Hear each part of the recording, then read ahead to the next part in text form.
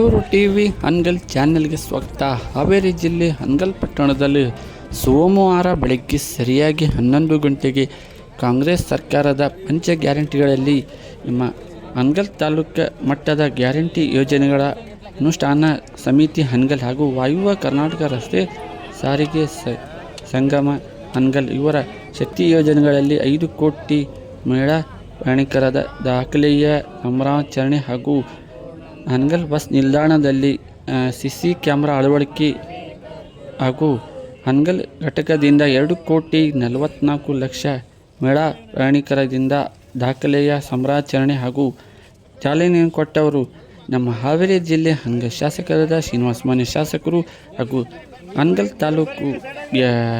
ಗ್ಯಾರಂಟಿಗಳ ಯೋಜನೆಯ ಅಧ್ಯಕ್ಷರಾದ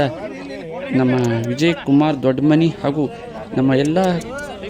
ನಮ್ಮ ಹನಗಲ್ ಪುರಸಭೆ ಅಧ್ಯಕ್ಷರಾದ ರಾಧಿಕಾ ರವಿ ದೇಶಪಾಂಡೆ ಅವರು, ಪುರಸಭೆ ಅಧ್ಯಕ್ಷರವರು ನಮ್ಮ ಹನಗಲ್ ಬಸ್ ಸ್ಟ್ಯಾಂಡ್ ಇರುವ ಸಿಸಿ ಕ್ಯಾಮ್ರಾ ಅದನ್ನು ಚಾಲನೆಯನ್ನು ಕೊಟ್ಟರು ಹಾಗೂ ನಮ್ಮ ಎಲ್ಲ ಕಾಂಗ್ರೆಸ್ ಕಾರ್ಯಕರ್ತರು, ಎಲ್ಲ ಮುಖಂಡರು, ಹಿರಿಯರು ಎಲ್ಲರೂ ಪಾಲ್ಗೊಂಡಿದ್ದರು. ಮಯೂರು ಟಿವಿ ಹನಗಲ್ ಚಾನೆಲ್.